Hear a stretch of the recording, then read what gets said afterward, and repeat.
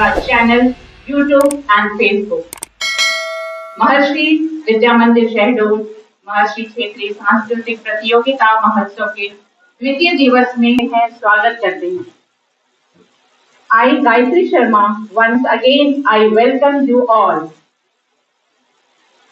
Today is an auspicious occasion. We are celebrating Maharshi Regional Cultural Celebration of Jabalpur Region 2021 digitally. The seed sown by His Holiness Maharshi Mahesh Yogi Ji has spread its branches not only in India but in whole world. Maharshi Vidya Mandir schools are cherished lighthouses for the world, offering the children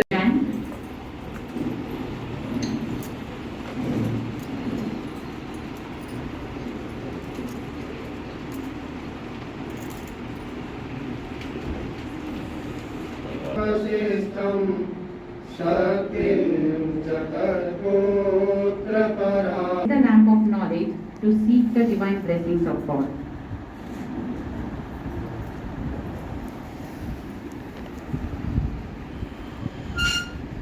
Lighting a lamp before a ceremony spreads divine grace.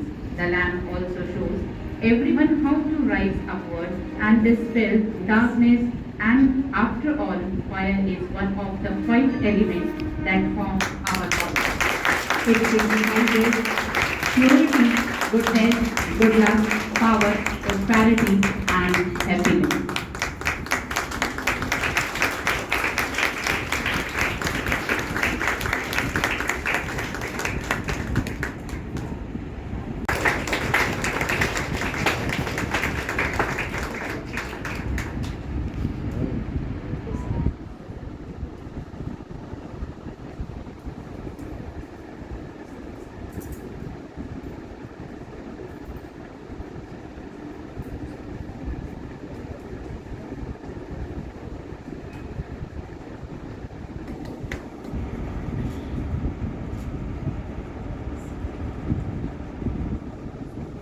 Thank you, sir. Thank you, sir. So please take your seat, sir. एक गुरु जिसकी महिमा का जो मंडन है वो हम किसी भी प्रकार से या किसी भी संसाधन से नहीं कर सकते। वो साक्षात गुरु हमारे द्वार में आए तो उनको शीश नवा के अभिनंदन। उनको मैंने सभी रास्ते को सब धरती कागज करूं लेकिन सब बन रहा है, सात समुद्र की मसीह करूं गुरु को लिखा न जाए। और इसके साथ ही एक और पंक्ति है, कुछ पंक्तियां हैं कि गुरु गोविंद दो खड़े काके लागू पाए, बलिहारी गुरु आपने गोविंद दियो मिला। ये बातें बच्चों ने सबने पढ़ी हुई, लेकिन आज इस मंच से मैं आपको कुछ और चीजें बताऊंगा जिसमें छात्र या स्टूडेंट उसकी महिमा का मंडन। हमारे छात्र हैं वो गुरु की महिमा मंडन करते करते वो अपना जो लक्ष्य है उसको भूल जाते हैं। हर शिक्षक को और हर छात्र को एकलव्य की कथा, एकलव्य की गाथा नहीं भूलनी चाहिए। हर छात्र में एकलव्य होना चाहिए, वो जज्बा होना चाहिए, वो डेडिकेशन होना चाहिए, वो समर्पण होना चाहिए, वो त्याग होना चाहिए जो एकलव्य में था। जिस बच्चे में ये होगा, ये तपस्या होगी, ये कार्य करने का जज्बा होगा, वो बच्चा कालजी होगा, उसकी जो सफलता होगी वो आशातीत होगी, उसके भाव जो होंगे वो भावातीत होंगे। तो बच्चों, hi students, girls and boys, message for you is that don't just go by the lip service कि हमने गुरु जी का वंदन कर लिया, अभिनंदन कर लिया, नमस्ते कर लिया। आप in real लेटर स्पिरिट जो आपके टीचर्स पढ़ाते हैं आपको, उन सब चीजों को आप निष्ठापूर्वक पढ़िए, आत्मसात कीजिए, कंठस्थ कीजिए और अपना लक्ष्य बनाइए और उस लक्ष्य को प्राप्त करने में आप अपनी ओर से भी कोई कसर कर सकते हैं। अब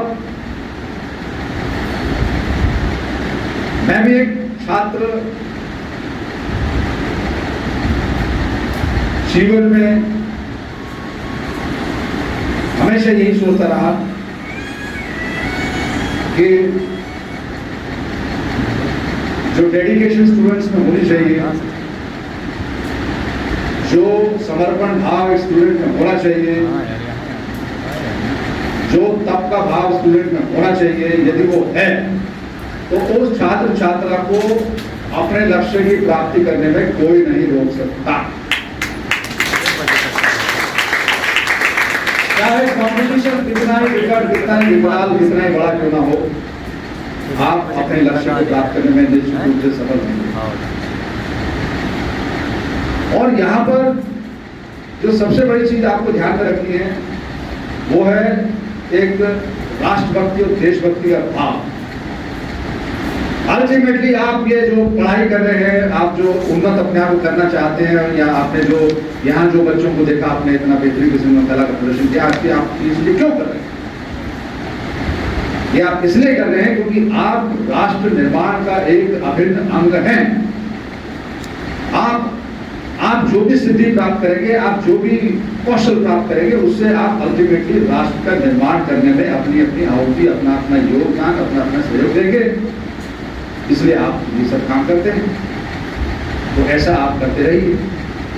यहाँ पर बहुत से बच्चे ऐसे हैं जो सोचते होंगे कि आप सोचते होंगे कि हम सिविल सर्विस में जाएं, हम आर्मी में जाएं, हम डॉक्टर बने, या हम बहुत ही अच्छे प्रख्यात प्रकांड संगीतज्ञ बने, जैसे हमारे यहाँ प्रबुद्ध जजेस बैठे हुए, इस प्रकार से हम बहुत ही बेहतरीन किस्म के हम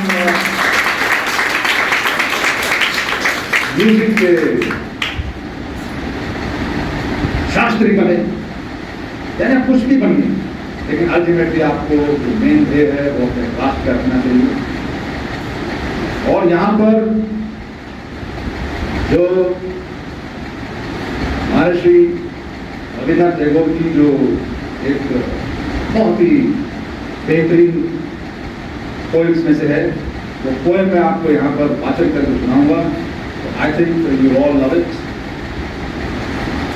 Where the mind is without fear, where the mind is without fear and the head is held high, where the knowledge is free, where the world has not been broken up into fragments by narrow domestic walls, where words come out from the depth of truth, where tireless striving stretches its arms towards perfection,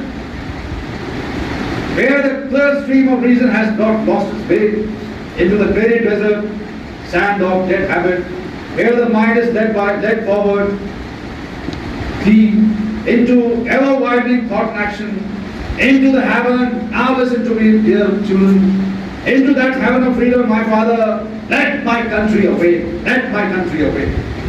So, you have been born in the country, it's a great country, and for this country, what is required is your dedication towards its protection, your dedication towards its safety and security, your dedication towards its sovereignty. आगे चल के जब आप देखेंगे कि आप अलग अलग तरह के प्रोफेशन जाएंगे, तो अल्टीमेटली आपको राष्ट्र की सुरक्षा का सबसे पहला भाव आपने रखना चाहिए। और राष्ट्र की सुरक्षा का मतलब ये है कि आपका जो परिवार, उसकी सुरक्षा, यानी आपका कुटुंब सिर्फ आपका परिवार नहीं है, आपका कुटुंब पूरा देश। तो इन सब चीजों को आप ध्यान में रखिए। आप बच्चे बैठे हैं तो बच्चे कहते होंगे आए और कुछ भाषण देके चले गए, लेकिन बच्चों को काम की बात कुछ नहीं करेंगे। बच्चों को काम की बात ये है कि जो भी आपका लक्ष्य हो, उस लक्ष्य को करने कीजिए, और उस लक्ष्य की प्राप्ति के लिए आप कुछ फंडामेंटल्स जो आपके टीचर्स ने बताए उनको ध्यान में रखिए। वो चीजें हैं नंबर 1, जो अभ्यास है, जो प्रैक्टिस है, वही एक चीज है जो सफलता की कुंजी है। आप यदि अभ्यास करेंगे और सही दिशा में अभ्यास करेंगे तो कोई आपके लक्ष्य की प्राप्ति से वंचित नहीं कर सकता। लेकिन प्रैक्टिस आपको एक जो समय प्रबंधन है, यानी टाइम मैनेजमेंट है, उसको ध्यान में रखेगा।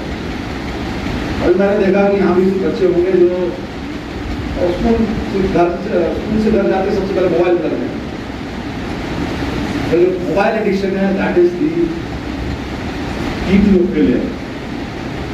आपकी असफलता की कुंजी कौन है? मोबाइल। अभी कल एक मीटिंग थी, हमारे कुछ पुलिस अधीक्षक थे और मैं था, तो मीटिंग में देखा वहाँ बैठे हैं, हम बात कर रहे हैं, लेकिन बीच में मोबाइल कहाँ जा रहा है। तो वो उन्होंने कहा साहब हमें लगा कोई इंपॉर्टेंट मैसेज ना हो, इस वरिष्ठ मेरे वरिष्ठ के आपके सामने बैठा हुआ है, तो वो मैसेज देगा, आप सीधे देगा, मोबाइल के थ्रू क्यों कर रहा है? मोबाइल में टाइप करके आप उसको बात करते हैं। जब हम इंस्ट्रक्शन दे रहे हो सामने बैठे तो मोबाइल के माध्यम से इंस्ट्रक्शन आएगा, ऐसे करके हमको गोली क्यों दे रहे हो? आप एडिक्टेड हो, तो एडिक्शन तो आप दिस इज पॉइंट नंबर 2.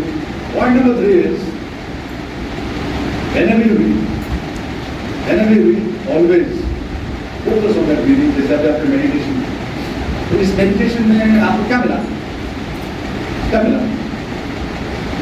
आंखें बंद कर ली और मैडम ने कुछ 2-3 शब्द बोले और फिर आप बोला कि वो आप अपना जो मन मस्तिष्क को आप एकाग्र चित्त बनाइए। यानी जो आपका माइंड है उसको आप इंटीग्रेट कीजिए। आप यदि मैथमेटिक्स पढ़ रहे हैं तो आप मैथमेटिक्स में ही रहिए। मैथमेटिक्स पढ़ रहे हैं तो आपको उसमें ज्योग्राफी नहीं आनी चाहिए।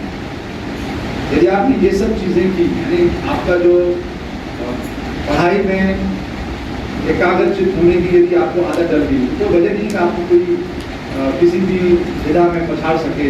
आप निश्चित रूप से उस विधि में, उस सब्जेक्ट में या उस परीक्षा में, उस प्रतिस्पर्धा में आप निश्चित रूप से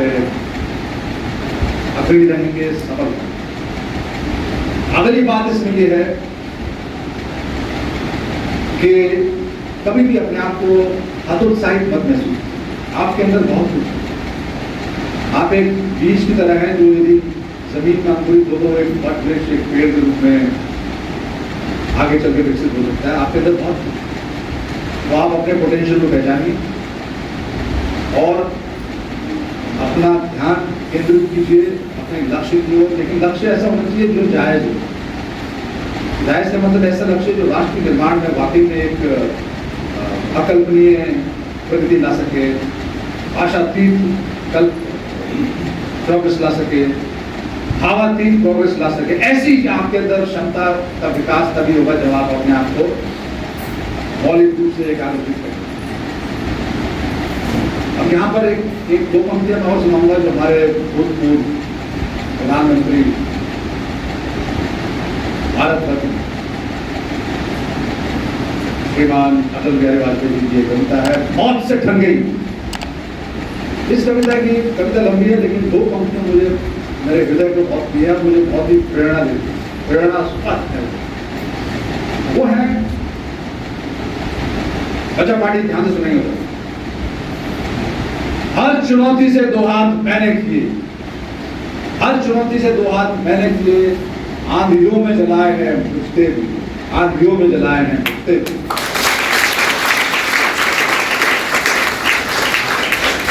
आज एक और अंश तालियों की घबराहट सुनकर मैं थोड़ा सा लालायित हुआ और लालच और आ गया। और छात्रों को, उनके शिक्षकों को, शिक्षिकाओं को, हमारे गुरुजनों को समर्पित करूं। आज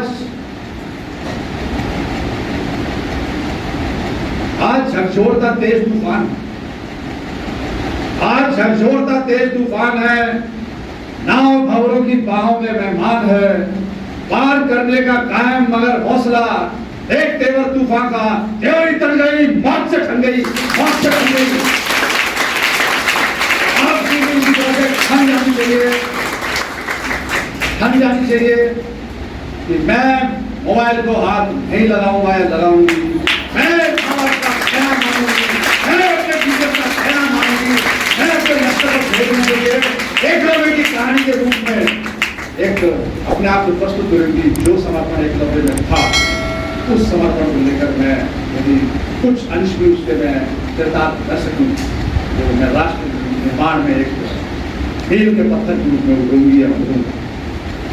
कहने का मतलब ये है आप सब लोगों में प्रतिभा कूट के भरी हुई है, उसको पहचानिए, उसको नष्ट मत कीजिए मोबाइल से, इंटरनेट से, कतई मत कीजिए। और आपके पेरेंट्स जो है, कई जनों के पेरेंट्स हैं ना, वो भी आपके दुश्मन हैं। आप आते हैं तो वो मोबाइल पे होते हैं, उनको बताइए कि जब मैं हूं आपके समक्ष में पास में तो आप मोबाइल को हाथ नहीं लगाएंगे, ढंग नहीं लगाओ।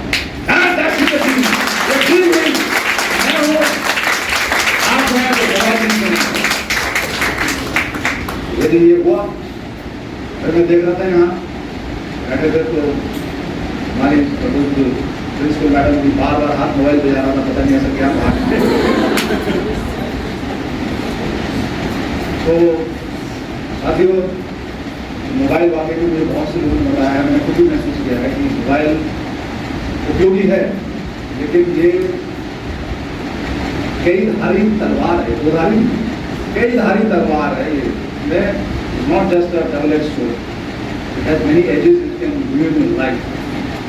तो कृपया करके मोबाइल साइड, जैसे कई बार बच्चे ऑनलाइन क्लासेस, कोर्स कोविड की जो पैंडेमिक हुई है भी कुछ, तो उसमें ऑनलाइन को लेकर बच्चों को एकदम एक तरह से ऐसी लॉटरी लगी बच्चों की, भैया माँ बाप ने खुद मोबाइल पकड़ा दिया आपको, माँ बाप ने खुद लैपटॉप पकड़ा दिया, ले बेटा तू पढ़ ऑनलाइन, और बच्चा क्या पढ़ रहा है कोई पता नहीं,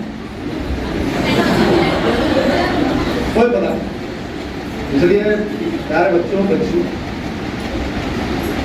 अगर आपको राष्ट्र निर्माण में कुछ कंट्रीब्यूट करने का तमगा हासिल करना है, आत्मसंतुष्टि हासिल करनी, कृपया करके मोबाइल नाम की चीज को आप जब अति आवश्यक हो तभी उसको आप पकड़ें, अदरवाइज आप उसमें उससे दूर रहेंगे। तो मुझे ऐसा लगता है कि आप अपने लक्ष्य की ओर जल्दी पहुंचेंगे, सुगमता से पहुंचेंगे, आपका मार्ग निष्कंटक हो जाएगा और सफलता आपके कदमों में आएगी। ठीक है। और दूसरी एक और चीज जो बहुत ही सरल शब्दों में बताऊं कि कोई भी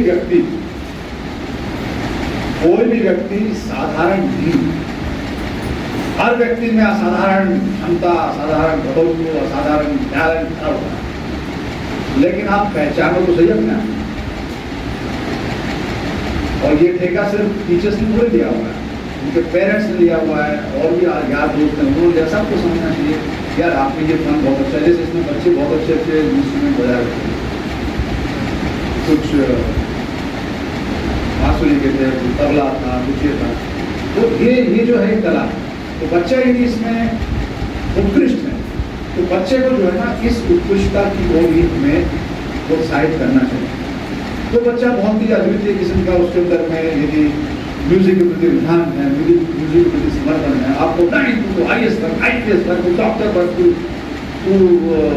स्पेस में जा, तो नहीं होगा। तो जो बच्चे हैं उनको आप मौका दीजिए कि वो अपने अपने करियर में चयन खुद करें, उसमें हेल्प आपको चाहिए। और बच्चे मुझे लगता है यहाँ जितने बैठे हुए हैं सब में 3-4 करियर तो बने हुए हैं, मैं ये भी बन जाऊँ, मैं वो भी बन जाऊँ, मैं रैंप वॉक कर दूँ, मैं बॉम्बे चली जाऊँ, मैं उस सीरियल में आ जाऊँ, मैं उस फिल्म में आ जाऊँ, मतलब ऐसे करके कई कल्पना लोगों के दिमाग में चलती रहती है। तो ये सब छलावा है, और इस छलावे से आप आ रही मेरे बच्चों। और सॉरी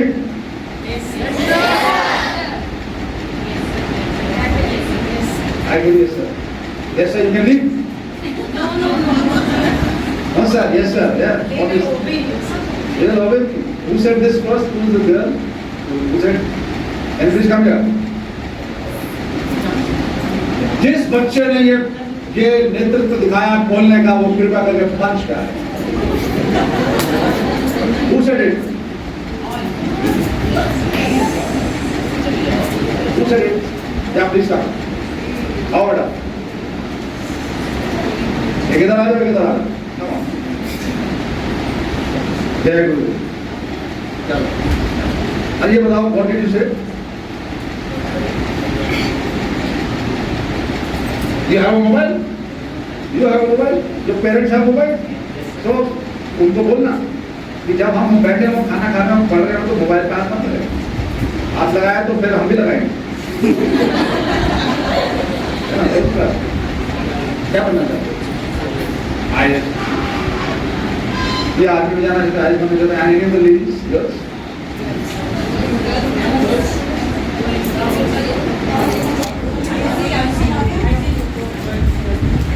देखिए क्या है, बहुत ही अद्भुत चीज मैंने पकड़ी, जो मैडम बता रही उन्होंने शायद समझा नहीं होगा, क्योंकि मैं उनको जो है ना मुझे चीजें जो है ना निकाल रहा हूँ, क्योंकि मेरे पास कुछ ज़्यादा कुछ बोलने खाने को नहीं रहेगा, और दो तीन चीज़ें वहाँ से बताऊँ। यस मैडम, प्लीज वेलकम, नमस्कार, आइए यार, जय गुरुदेव, आइए। अच्छा बताइए, आपने क्या लक्ष्य अपना बनाया है? IAS officer, doctor, okay. और ये सब बनने के लिए क्या करना पड़ता है? एजुकेशन। कैसे बन सकते हैं एजुकेशन? टीचर दिमाग में बैठा, आप कुछ मत करो। हमने जो एकलव्य कहानी बताई, आपको मालूम है एकलव्य कहानी? सुना? सुना?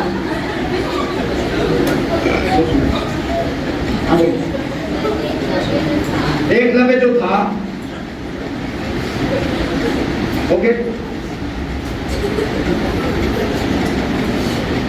एकलव्य जो था, अरे उसको क्यों तो बिछाड़ रहा है? से शिनोज इट, यस, बोलो बेटा। हाँ,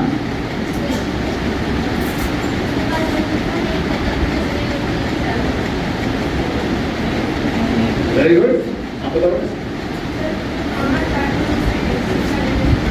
एक्सीलेंट, क्या हुआ?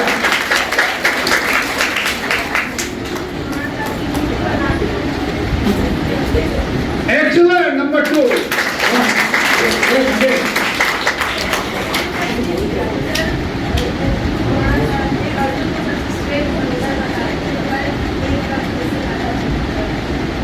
फिर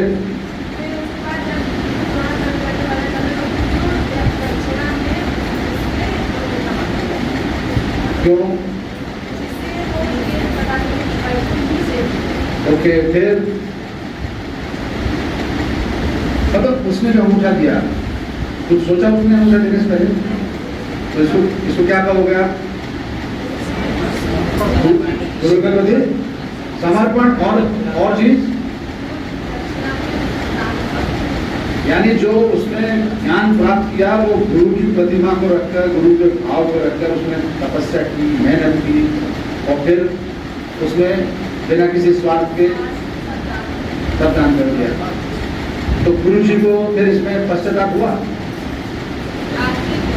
आखिरी को हुआ था, और तब तक अंगूठा अलग हो चुका था।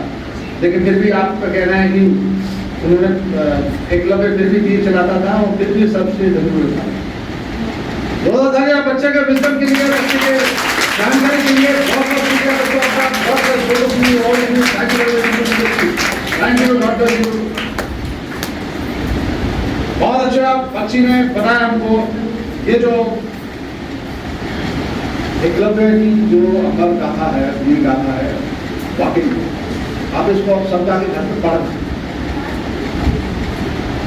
कि यदि आपको गुरु ज्ञान से वंचित कर दे तो आप पे क्या गुजरेगी, और वो जो गुजरेगी उसको उसके कैसे पॉजिटिवली लेते हुए अपना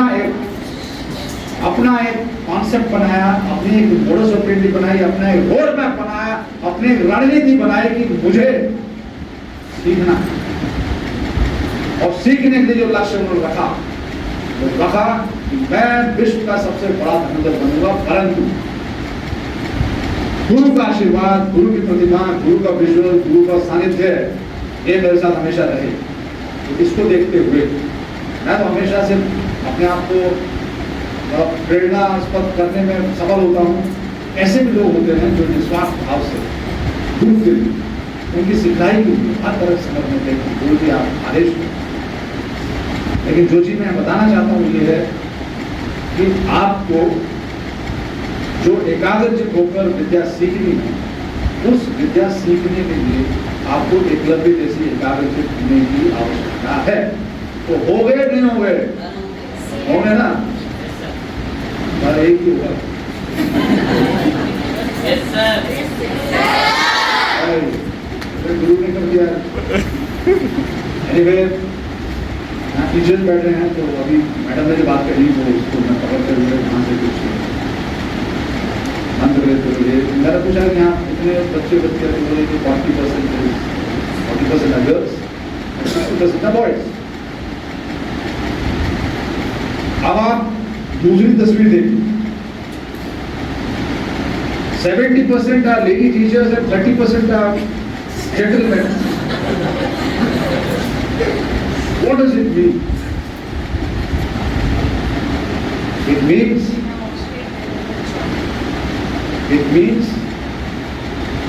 कि अगर हमारी बच्चियां यहाँ पर और ज्यादा तादाद में होगी तो यहाँ पर लेडी टीचर 100% होती। इसलिए मेरा मानना ये है कि बच्चियां जो हैं कभी भी स्कूल को ड्रॉप ना करें, पढ़ाई करें, मन लगाकर पढ़ें। और जब आप मन लगाकर पढ़ेंगे तो भले ही आप एक झोपड़ी में पढ़ रहे हो, एक टिप्टी माते बीए में पढ़ रहे हो, तो आप निश्चित रूप से उस चीज़ को दिमाग में बैठा पाओगे, उसको आत्मसात कर पाओगे, कंठस्थ कर पाओगे, कम समय में कर पाओगे, सही कर पाओगे। आप मैंने देखा है कि जो बच्चे एकाग्रचित होते हैं उनको फर्क नहीं पड़ता कि वो किस जगह में पढ़ रहे हैं, झोपड़ी में पढ़ रहे हैं, हिंदुना की मक्खियों में पढ़ रहे हैं, या फिर जहाँ पर गंदगी है वहाँ पर बैठ के पढ़ रहे हैं, स्ट्रीट लैम्प के नीचे पढ़ रहे हैं। लोग मुद्दा क्या है? एकाग्रचित, यानी जो आपका माइंड की इक्वानिमिटी है वो होनी चाहिए। अगर आप फोकस्ड है तो निश्चित रूप से ना आपको गर्मी लगेगी ना सर्दी लगेगी, आपको सिर्फ एक ही चीज़ लगेगी, मुझे अपने लक्ष्य को भेजना है, मुझे सफल होना है, मुझे 100% अपने जो लक्ष्य है उसकी प्राप्ति करनी है। किसके लिए प्राप्ति करनी है? सबसे पहली चीज़ की जो प्राप्ति करनी है खुद के लिए। क्योंकि जो आप कर रहे हो ये करो, आप अपने लिए करो, अपने आप को विकसित करो, तभी तो आप दूसरे की मदद करोगे, तभी आप राष्ट्र के निर्माण में जाओगे। अगला और आखिरी बिंदु बताना चाहता हूँ क्योंकि मंच है, पहली चीज़ कि आप बच्चे नंबर 1 वाहन जब चलाते हो तो वाहन चलाते हो, आप स्कूटर चलाते हो? नहीं चलाना चाहिए। क्यों नहीं चलाना चाहिए? क्योंकि अभी आपकी उम्र नहीं है। लेकिन आज जाकर मैं देखूँ तो अभी स्कूटी खड़े होंगे, मोटरसाइकिल खड़ी होंगी जो आप चला रहे होंगे, और बिना हेलमेट के चला रहे होंगे। यहाँ टीचर्स बैठे होंगे, लेडीज टीचर्स भी, जेंटलमैन भी हैं, वो भी स्कूटर पर अगर होंगे, मोटरसाइकिल पर होंगे तो बिना हेलमेट के होंगे। तो कृपया करके इस मंच से रिक्वेस्ट आग्रह अनुग्रह ये है कि कृपया करके जब भी आप वाहन चलाएं, जो जिनको पात्रता है चलाने की, वो कृपया करके जो सेफ्टी गैजेट्स हैं, हेलमेट अच्छी क्वालिटी का पहने, सर पर बांधें, उसकी सीट बेल्ट बांधें। यदि आप 4 व्हीलर चला रहे हैं, कार चला रहे हैं, तो आप उसकी सीट बेल्ट जरूर बांधें ढंग से। और जो स्पीड लिमिट लिखी है जिस गाड़ी की, तो स्पीड लिमिट का ध्यान रखें। ट्रैफिक के यातायात के नियम जो है उनका पालन करें, क्योंकि जो राह है, यदि राह सुरक्षित है तो राह ही सुरक्षित है। यदि राह पे आप बेतरतीब गाड़ी चला रहे हो तो आप खुद भी असुरक्षित हो, दूसरा भी असुरक्षित। इसलिए अपने को और अपनों को बचाने के लिए कृपया करके यातायात के नियमों का पालन करें। और यातायात के नियमों का पालन करने का मतलब ये है कि आप निश्चित रूप से एक सुरक्षित जिंदगी जी पाएंगे। मैंने देखा है कि कुछ छात्र ऐसे जल्दबाजी में यहाँ ट्यूशन जाना, वहाँ ट्यूशन जाना, उसमें उनका एक्सीडेंट होता है, सर में लग गई और वो जिंदगी भर के लिए अपंग हो गए। तो ऐसी जिंदगी आप चाहते हो? नहीं चाहते। कोई मुझे मालूम है कुछ ऐसे बच्चे हैं जो बहुत ही प्रतिभावान, कोई MBA का छात्र है, कोई IIT का, लेकिन उनका एक्सीडेंट हुआ, हेडिंग होने के बाद में इनवैलिड हो गए, वो अपंग हो गए और आज तक वो परिवार के ऊपर आश्रित हैं, घटना पूरी निराशक हैं। कहाँ उनको माँ बाप को संरक्षण देना था, लेकिन अब माँ बाप को आश्रित हो गया और जिंदगी एक नर्क बन करेगी। कृपया करके बच्चे अपने पेरेंट्स को भी बताएं कि यातायात के नियमों का पालन कीजिए। 3, 4, 5 सवारी न बैठाइए। मैंने देखा कई बार पूरा खानदान बैठा होता गाड़ी बहुत ही गलत है ये, और दुर्घटना से देर भरी। और एक और चीज़ मैं बता दूंगा, whether you want to be mister late और late mister, choice is yours. late Mr. means ki you are no more. Mr. late means ki you are delayed. You have missed the bus. You can catch another bus. I mean, once you are not there, then you don't catch the bus. ये कुछ चीज़ें हैं जो आपको मैं बता रहा हूँ इसलिए कि ये मैंने खुद देखी हैं, महसूस की हैं कि ये कुछ चीज़ें हैं जो जनता को पता होते हुए भी वो उन चीज़ों को अपने अमल में, प्रैक्टिस में नहीं लाते हैं, जिसके कारण न केवल वो बल्कि उनका परिवार अंधकार में, दुख में, अवसाद में, सब में फुल हो जाता है, उनकी जिंदगी गुजर हो जाती है। मैं तो ये भी बता रहा हूँ आपको, यहाँ जितने भी प्रबुद्ध नागरिकगण खड़े हैं, उनमें से 90% लोग ऐतिहासिक लोगों के प्रति अच्छे कोई मतलब नहीं है। शहडोल छोटा जिला है, संसाधन कम है, परंतु यातायात सेम है। यदि चोट लगी तो खून निकलेगा, इंजरी होगी, सर्जरी होगी, और फिर क्या होगा तो पता नहीं। वो भी तब जब बच गए, यदि नहीं बचे तो आपका परिवार आपसे महरूम रह जाएगा, दुख और साथ आपको घेर लेगा। तो साथियों, 2-3 चीज़ें और ध्यान रखो कि जो हेल्थ है, सेहत है, वो एक ऐसी चीज़ है कि बिना सेहत के आपका जीवन नारकीय है, बर्बाद है, और आप कभी कुछ नहीं कर सकते कि आपकी सेहत आपकी तरफ है। इसलिए जो आप आहार खाएं वो ऐसा आहार हो जो हेल्दी हो। अभी मैं जब यहाँ आया, जिसके मैडम के कमरे में लेके गए मुझे, तो वहाँ 2 थाल बड़े थे रहे। तो थाल में क्या था पता है? थाल में मिठाई थी, काजू कतली, उसमें इडली थी, लेकिन इडली भी वो थी जो फ्राइड थी, और उसमें एक भारी भरकम सी दाल थी, और उसमें इडली की मतलब कई चीज़ें थी। कहने का मतलब ये है कि मतलब उसमें एक बात अनोखी बात ये रही कि जो मैडम लेके आई उस थाल, तो मैंने कहा मैडम, मैं जो आप लाए हो इसको खाकर आप जैसा नहीं बनना।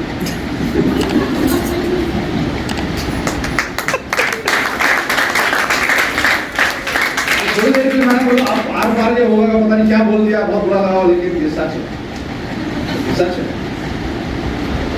कि हम अपने सेहत के प्रति बिल्कुल भी विरोध में उदासीन हैं, बेपरवाह हैं, लापरवाह हैं। तो कृपया करके आज से गांठ बांध लीजिए कि और भी बहुत सी ऐसी चीज़ें हैं जिनको आप के स्वस्थ रह सकते हैं, मस्त रह सकते हैं, खुश रह सकते हैं। क्या आप क्यों चाहते हो कि डॉक्टर्स को आप डॉक्टर्स के परिवार को आप किस तरह से पालो? आपको देना तो डोनेशन डॉक्टर को वैसे ही कर दीजिए, आप वहाँ जाकर एक्सरे, MRI ये इस चक्कर क्यों? और ये कोविड जो पैंडेमिक है, इस कोविड को देखते हुए ये वक्त का तकाजा भी है कि आप अपने जो सीटिंग हैबिट्स है, जो लाइफ स्टाइल है, उसको चेंज कीजिए। आप नेचर की तरफ जाइए, नेचर की जो चीज़ें हैं उनको खाइए, उनका भक्षण कीजिए। आप तो सुबह फल खाने से कम लोग नहीं खाते, सुबह चाय पी लेंगे, चाय पीने के बाद में तो फिर लंच 12 बजे, मतलब कैसा बेहतर पीते हैं। अपना स्ट्रीम लाइन कीजिए अपने सिस्टम को, अपनी डाइट को। आप देखेंगे कि जब आप मेडिटेशन करेंगे तो स्वस्थ मन से आपका जो रिश्ता है, आपका जो नेटवर्किंग है, वो निश्चित रूप से परमानेंट से हो।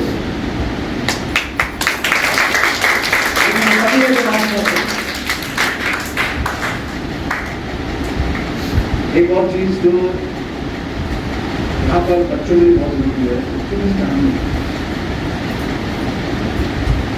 एक गांव था, उस गांव में एक कृषक, उस कृषक के पास में एक गधा था। एक दिन वो गधा कुएं में गिर गया। अब कुएं में गिर गया तो पंचायत हुई कि इसको कुएं से कैसे निकालें, तो एस्टिमेट बना। तो एस्टिमेट में ये था कि कुएं में निकालने में जितना खर्चा उसमें 2 गधे नए आए। तो फिर क्या करें? तो फिर उसने क्या किया कि इस कुएं को खोद देते हैं और गधे की यहाँ पर समाधि बन जाएगी और हम पैसे से बच जाएंगे अनावश्यक खर्च। तो उसने जो है ना, गधा अंदर कुएं के ऊपर से जैसे गधे पे मिट्टी पड़ी तो गधा जो है ना श्रक करके मिट्टी झटक के, जैसे मिट्टी का लेवल बढ़ता गया गधा उसके ऊपर चढ़ता गया, मिट्टी के ऊपर, मिट्टी नीचे गधा ऊपर, मिट्टी नीचे गधा ऊपर, शरीर बोलते उसने झटक के ना ऐसे, तो झटका तो मिट्टी नीचे और गधा धीरे धीरे करके वो वहां मर गया, वो गधा बाहर। अब गधे की मानसिकता देखिए, उस समय कहते गधे का विचार मंथन क्या था उसमें, गधा क्या सोचता, मेरा मालिक कितना अच्छा, मेरा मालिक कितना हृदय स्पर्शी है, मेरा मालिक कितना बड़ा दिल है, तो मेरे लिए वो एक सीढ़ी बना है, मेरे लिए वो मार्ग बना रहा है कि मैं कुएं से निकला हूँ, मरने से बच सकता। तो उसने उस मिट्टी को झटक दिया तो उसके ऊपर धड़ाधड़ गिर रही थी, और मालिक की मानसिकता क्या थी, अपने बचाव के लिए क्यों इसमें इतना पैसा खर्च करना। यहाँ पर जो एक सिखलाई है वो मैंने सीखी ये है कि आप जैसे बच्चे हैं, आपको यदि कोई हतोत्साहित करने वाली बात कहता है तो जब हतोत्साहित बात से या उस निराशाजनक बात से या उस नेगेटिव बात से उसको झटक दीजिए और आगे बढ़िए इसी गधे की तरह और निकल के अपनी मंजिल पार कीजिए।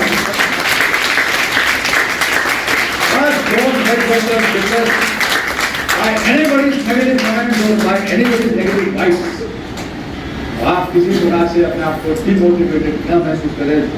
समाज में बहुत से लोग होंगे जो आपको डिमोटिवेट करेंगे, आपको नेगेटिव वाइब्स देंगे, आपको ट्रस्ट करेंगे वो लोग। तो कृपया करके अपने लक्ष्य पर अड़िग रहिए। इस छोटी सी कहानी को जरूर याद रखिए और इस कहानी के साथ हो सके हमें याद रखिए। इन शब्दों के साथ आप गुरु जी को और हमारे और गुरु जी और बाकी बच्चे बैठे हैं उनको जय हिंद।